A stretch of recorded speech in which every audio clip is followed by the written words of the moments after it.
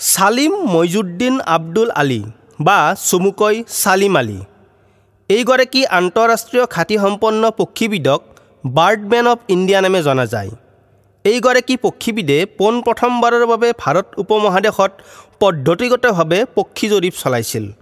ভাৰতৰ লগতে তেওঁ আফগানিস্তান আৰু তিব্বততো চৰাইৰ জৰীপ চলাইছিল।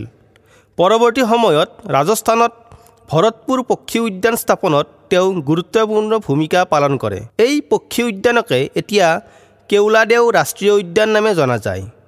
পৰিৱেশ ৰক্ষাৰ বাবে আজীৱন কাম কৰা সালিম আলীয়ে কেৰালাত চাইলেণ্ট ভেলী ৰাষ্ট্ৰীয় উদ্যানখন ধ্বংস হোৱাৰ পৰা ৰক্ষা কৰাৰ বাবেও গুৰুত্বপূৰ্ণ ভূমিকা লৈছিল।